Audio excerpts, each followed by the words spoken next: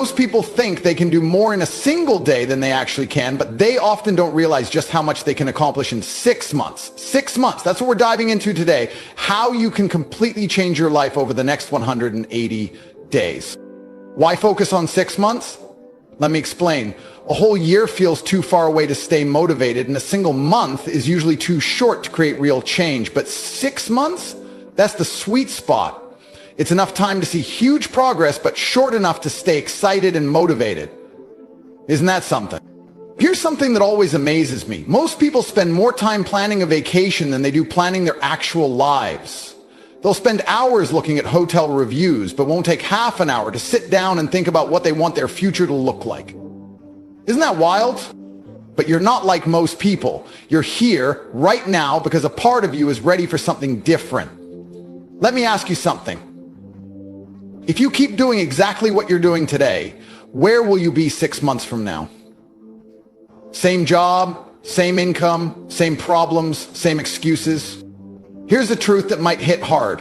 What you don't change, you're choosing. Think about that. The great thing about a 6-month plan is that it creates something I like to call realistic urgency. You don't have time to waste because 6 months will come and go quickly, but you still have enough time to create real results. It's the perfect middle ground. Let's now look at some core ideas for personal transformation. Success leaves behind clues, and through the years I've learned that extraordinary results don't come from doing thousands of things. They come from doing a few important things over and over again. Practice creates skill, and doing things over and over leads to success. The first step to changing your life in 6 months is getting clear on what you want. You have to be very specific. If your goals are unclear, your results will be unclear too. But when your goals are sharp and specific, your outcomes will be sharp as well. Remember this, clarity gives you power. When you know exactly what you want, the world has a strange way of helping you get there.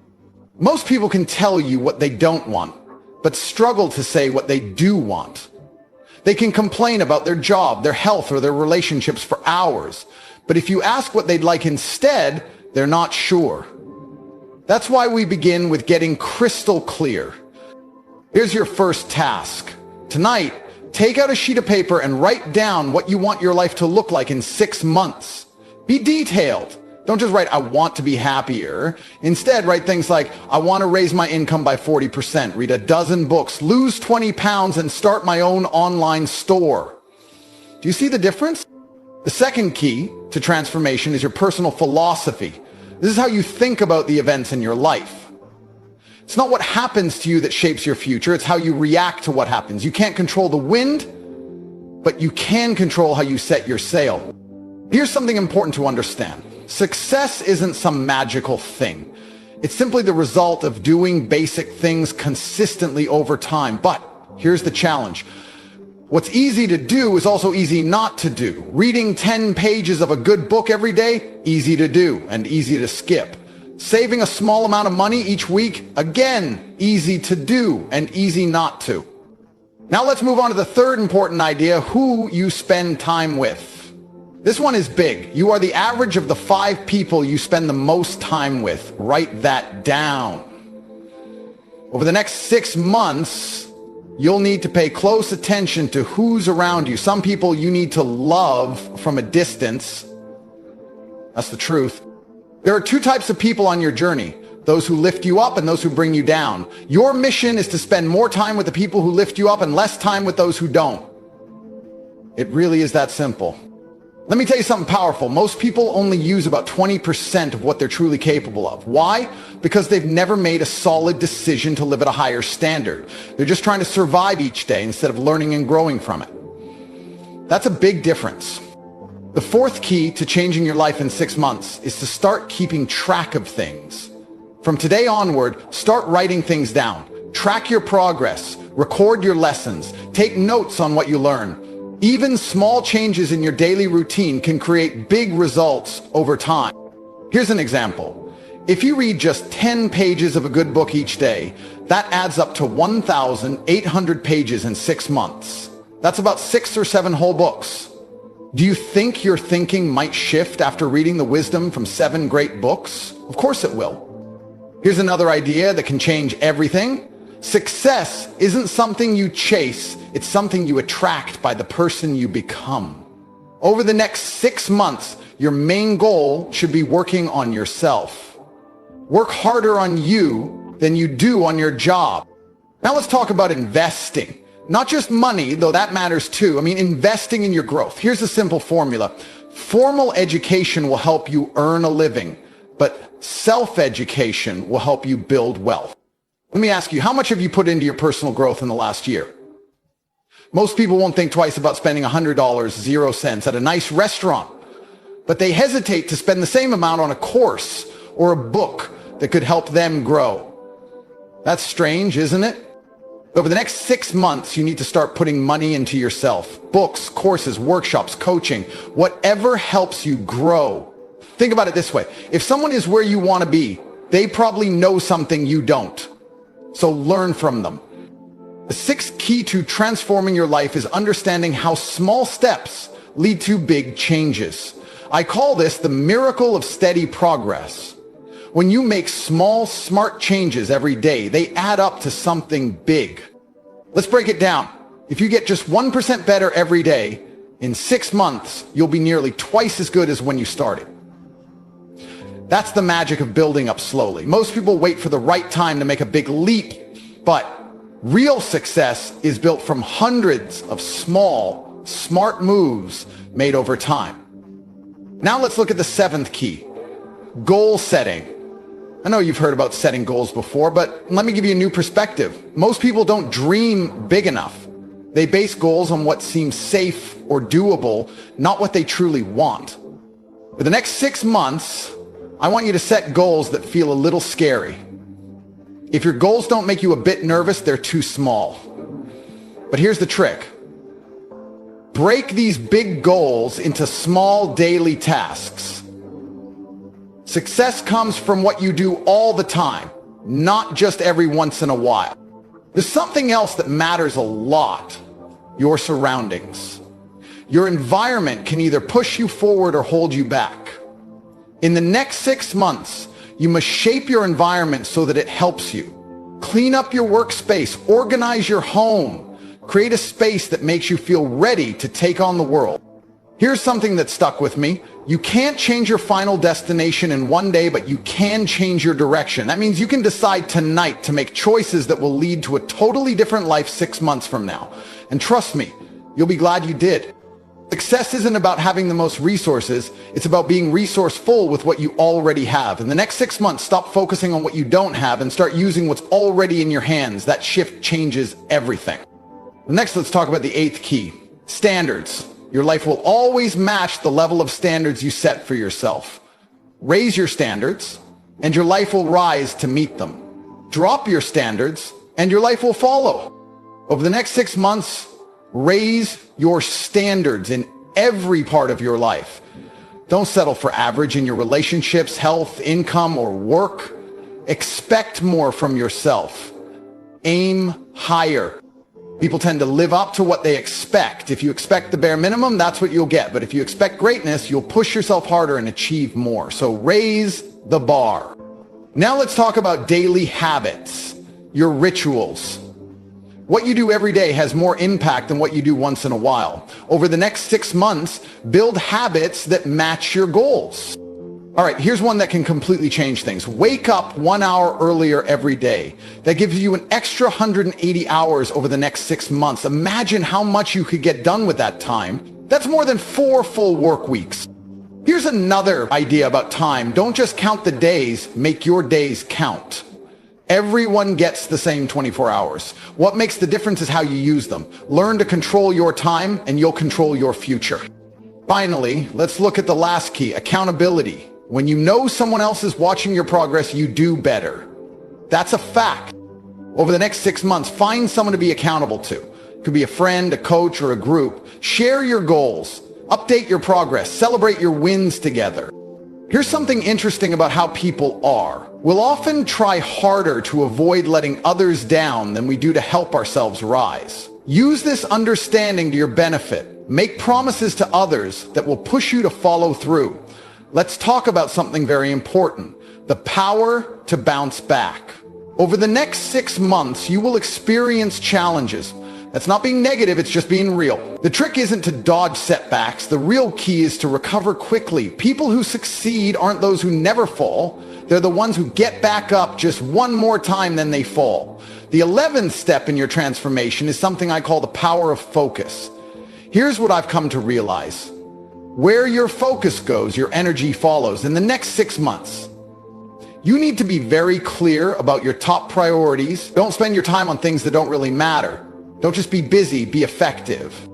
Let me tell you something that can change the game. Motivation is what gets you started, but it's habits that keep you moving. So over the next 6 months, work on creating habits that will help you long term. Don't depend only on motivation. Rely on self-portrayal.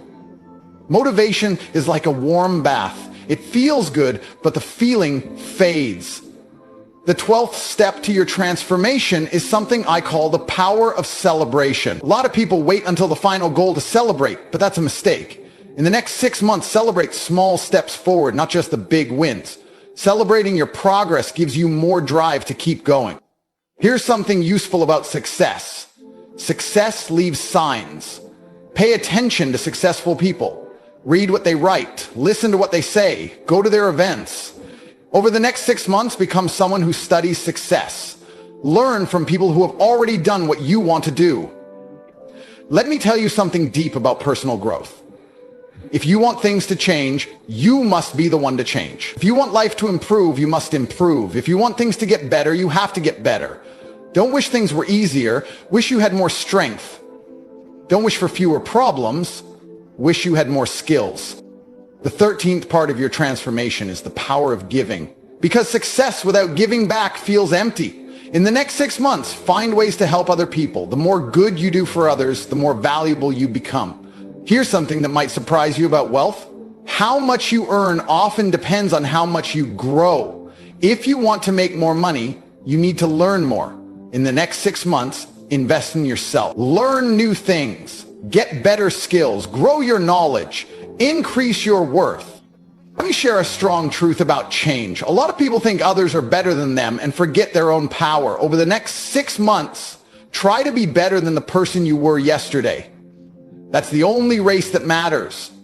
The 14th key to your transformation is something I call the power of decisions. People who succeed usually decide quickly and stick to their choices. People who fail often take too long to decide and then change their mind too fast. In the next 6 months, learn to make firm decisions. There's something powerful about decision making. Every choice you make today shapes what happens tomorrow. The decisions you make now will decide where you'll be 6 months from now. Choose actions that your future self will be proud of. Let me share another deep truth about success. Success isn't a place you reach, it's a path you walk. In the next 6 months, just focus on going in the right direction. Don't chase perfection, chase progress. Progress leads to happiness.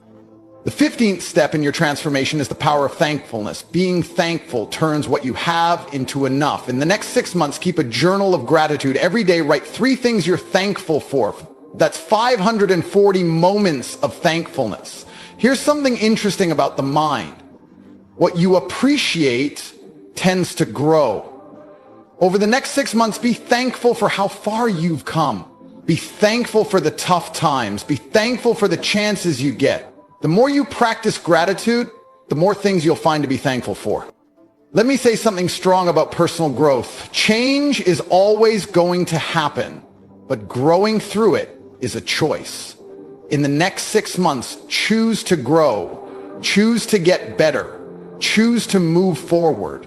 The decision is yours. And the best time to decide is now. Let me end with this thought. 6 months from now, you will arrive at some place in life. The question is where? That answer depends on what you decide today and what actions you take tomorrow. The next 6 months of your life are hidden in your daily habits. Remember, life doesn't improve by chance. It improves by change. And right now, today, you have a chance to make choices that will change your life in the next 6 months. Don't wait for the right moment. Take this moment and make it the right one. The gap between where you are and where you want to be is filled with action. Start today. 6 months will pass whether you take steps forward. You're not tired, you're just undisciplined. You're not lost, you're just surrounded by cowards who've lied to you your entire life. And deep down, you know it. You've been playing weak. You've been living soft. And every second you stay this way, the man you were born to be dies a little more. So ask yourself, how much longer are you going to let your potential rot in silence? Most men will live and die as nobodies. That's the harsh reality no one wants to admit. They'll wake up, hit snooze on their alarm for the 6th time, scroll through meaningless notifications, chase cheap dopamine from screens, and walk through life with no fire, no edge, no direction. They've surrendered to comfort. They've made peace with mediocrity. And the saddest part, they don't even realize they're prisoners. You see it everywhere. Men who've traded ambition for distraction, potential for pleasure, and legacy for laziness. These are not men. They are shadows of what they could have been. Their strength is dormant. Their spirit is numb. They've been fed lies since birth. Just be yourself. You're perfect the way you are. No, you're not perfect the way you are. You're weak. You're soft. You're lost. You are far from the man you were meant to become. The truth is, a high-value man isn't born. He is forged in fire. And that fire is pain, rejection, pressure, discipline. He is chiseled through setbacks, carved through suffering, and refined through relentless self-discipline. You do not become high value by chance. You become him through choice. You choose to get up when you're tired. You choose to read while others numb themselves with mindless entertainment. You choose to keep pushing when no one claps, when no one believes in you, when no one sees your effort. That's what builds you. That's where respect comes from. That's what makes a man valuable. Not talk, but transformation. Most of you are scared of becoming men of value because it demands the death of your current identity. You have to kill the laziness. You have to bury the comfort. You have to destroy the weak mindset you've been coddled with since you were a boy. You cannot become a high-value man while still entertaining the habits of a low-value one. The man who scrolls all day, who skips the gym, who lies to himself with excuses, he cannot walk the path of power. And if you don't kill him, he will kill your future. Every day you don't evolve is a day you choose to stay forgettable. The real world doesn't care about your potential. It only rewards performance. It doesn't hand out participation trophies. It bows to those who are dangerous with discipline. A high-value man has presence. He enters a room and doesn't need to speak. His aura says it all. It's not just muscles or money or suits. It's a coded confidence, a deep-rooted belief, carved from years of self-respect. Because you cannot fake being high value. You cannot posture your way to greatness. You become valuable by becoming undeniable. By becoming the kind of man who cannot be ignored because his very existence demands recognition. But understand this, you don't become him overnight. There will be days you feel like quitting, days your body screams in pain, days your mind tells you it's pointless, and it's in those moments, the silent battles, the lonely nights, the invisible sacrifices, where the separation happens. That's when the average man taps out. That's when the high-value man tightens his grip and says, I don't care how I feel, I'm not done yet. That's when transformation takes root. And let me be clear, this isn't about becoming arrogant or heartless. A true high-value man isn't loud or fake confident. He's grounded, he listens, he leads, he inspires, he protects, he speaks truth without fear, and he uplifts those around him, not for validation, but because his strength overflows. He's not seeking attention, he commands it naturally. Why? Because he's built different. He's earned it. He's paid the price in sweat, blood, time, and sacrifice. And this journey, it's not just about money or women or aesthetics. Those things come naturally when you become someone worthy of them. The true prize is internal. It's peace of mind. It's knowing you have power over your own life. It's walking through chaos and being unshaken. It's having the strength to say no when the world tempts you to break your code. It's mastering yourself to such a degree that no man, no system, no situation can control you. That is true value. That is what makes a man high value. Not the car, not the followers, not the image, but the substance. And that man, he's in you. He's been buried under years of lies, addictions, excuses, and softness. But he's not dead. He's waiting for you to stop pretending.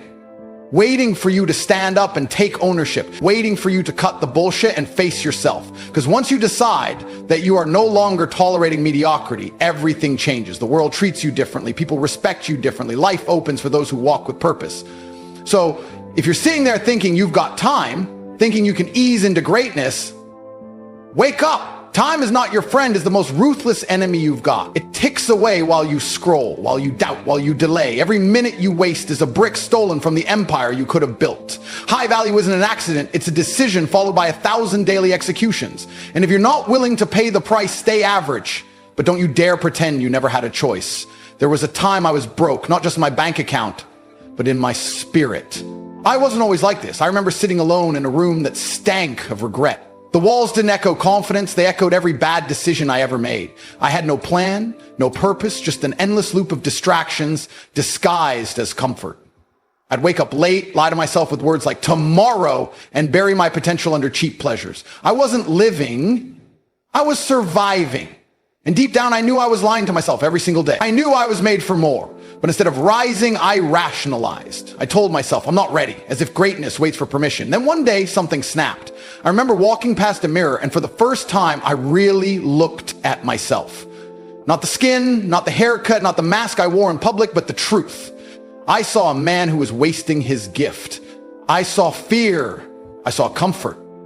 I saw a coward. And that moment was brutal because no amount of external validation could silence the war inside. The scariest fight you'll ever face is the one between the man you are and the man you were born to be. That day, I didn't cry. I didn't scream. I decided that the version of me standing there would not be the one that dies. I refused to die as a man I didn't respect. People think becoming high value is some glamorous Instagram journey. They think it's watches, suits, and private jets. What they don't see is the darkness. They don't see the early mornings when your body aches and no one's watching. They don't see the sacrifices when you cut off friends you once called family because they chose mediocrity over growth. They don't see the lonely nights where you sit in silence, questioning everything, but still choose not to break. The world glamorizes the outcome, but becoming high value is born in the silence, in the grind, in the discomfort that no one applauds. When I started the climb, I was surrounded by people who didn't understand. They laughed when I said no to parties. They mocked my routines. They told me I was obsessed. And they were right.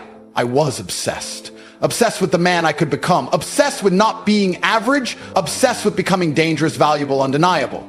And while they stayed in place, I evolved. Every book I read, every rep I pushed, every deal I chased, it wasn't just activity, it was war. I was at war with the weaker version of myself. I wasn't trying to impress anyone.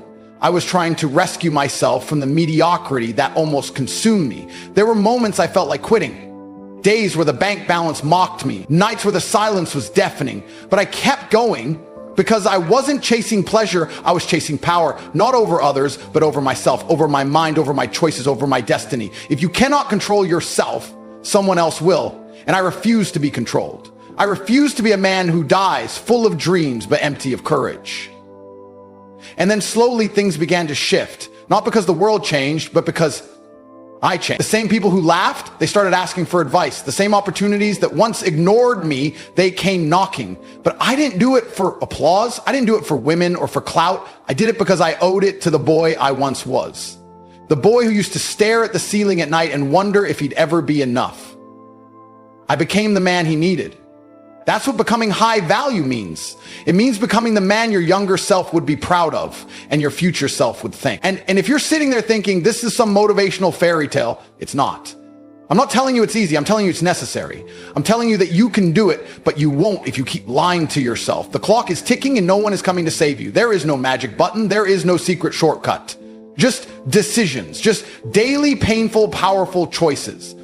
The man who becomes high value is the man who embraces pain and turns it into progress. I was once you, confused, lost, full of untapped potential and excuses, but I made a choice and I backed it up with obsession. And if I can do it, you can too. Not because I'm special, but because the truth is every man is born with greatness inside of him. It's just buried under years of weakness, fear, and comfort. And once you start digging, once you start chiseling away everything that's not you, you realize something terrifying and beautiful. You were never meant to be average. The most terrifying thing about life isn't failure. It's regret. That slow, creeping realization that you were capable of becoming something legendary, but you let it slip. You let distractions hijack your destiny. You let comfort win the war. And now you walk around pretending it's all good when deep down, your soul is screaming for more. Every man dies, but not every man truly lives. And most of you aren't living, You're coping. You're dragging your body through the years, doing just enough to survive, but never enough to conquer. You think you have time. You really believe that. You walk around like the clock isn't your enemy. But the truth is, time doesn't forgive weakness. It doesn't pause when you procrastinate. It doesn't slow down when you're lost. It keeps moving, dragging your potential with it, until one day you wake up too old, too tired, too broken to fight back. And the saddest part, you'll remember this exact moment. You'll remember reading this, feeling that fire and still doing nothing. You'll look back and think, that was the moment I could have changed everything. And that thought will haunt you more than any failure ever could. The world isn't against you. You're against you. Every excuse you make is a betrayal. Every time you say, I'll start tomorrow, you are voting against your future. Discipline is the highest form of self-respect.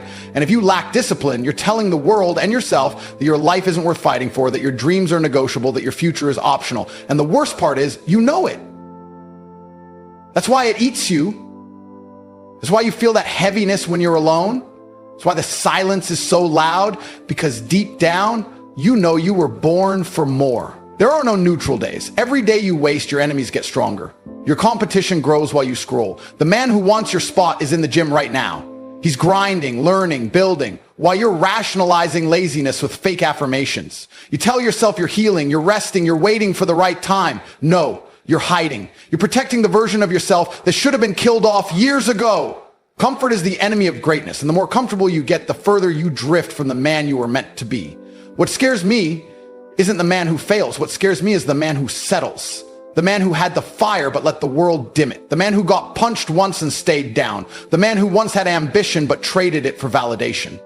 If you want to become high value, you need to realize that the version of you who's okay with being average needs to die. That weak, indecisive, insecure man can't come with you. He's dead weight. And if you don't bury him, life will bury you. But here's the flip side, the hope. And this is real, not some fairy tale. You can change. Right now, not tomorrow. Not after some fake spiritual awakening, now. Change isn't some mystical transformation. It's a brutal, deliberate decision. You wake up and say, I'm done playing small. And you follow it with action. You build new habits, you kill old patterns, you stay consistent even when no one's clapping. Because you're not doing it for applause. You're doing it because the man inside you is clawing to break free. You don't need $1 million to be valuable. You don't need fame or followers. You need discipline. You need self-respect.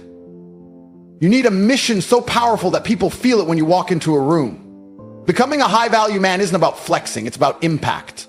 It's about walking through this world like a storm with direction. It's about being the man people trust, admire, fear, and love all at once. The man who doesn't fold under pressure. The man who walks into chaos and brings order. The man who commands his own fate. And if you're thinking, I've made too many mistakes, let me tell you this, mistakes don't define you. Quitting. Every high-value man you admire was once broken. He was once lost, but he refused to stay there. He used the pain. He turned shame into fuel. He sharpened his scars into weapons. And so can you. But you've got to stop negotiating with your demons. You've got to stop waiting for the world to hand you strength. You've got to build it. Brick by bloody brick. Your mind will lie to you. It'll whisper, you're tired. You deserve a break. You're doing enough, and if you listen, you'll rot. But if you fight back, if you scream louder than those lies, you'll rise. The difference between winning and losing is how you speak to yourself when no one's watching. Your self-talk is your greatest weapon or your greatest curse. And most of you are using it to destroy yourselves in silence. You are not put here to be a spectator. You were not born to be average. The fact that you're still breathing means the war isn't over, but you have to choose comfort or greatness. Safety or legacy, distraction or domination. The clock is ticking, the mirror is watching, and the man inside you is begging for resurrection. This is your moment. Don't waste it. Becoming a high-value man isn't a title. It's a vow. It's a declaration to the world that mediocrity has no place in your life. It's the decision to suffer now so you don't suffer forever. It's realizing that life doesn't care how you feel. It only responds to what you do. Every second you sit idle, some other man is sharpening his sword. While you hesitate, he prepares. While you entertain weakness, he becomes a weapon. And when the storm hits, he dominates. Not because he's lucky, but because he's ready. Success doesn't visit the comfortable, it lives with the obsessed. If you're not willing to go beyond the limits, you'll never break the chains. You don't become powerful by doing what's easy. You become powerful by doing what's required. The gym when you're tired. The grind when you're empty. The discipline when nobody's watching. That's where men are built. in the silence, in the struggle, in the sacrifice. That's where the difference is born between those who wish and those who win. Every man wants to be respected, but respect isn't given to the loudest voice.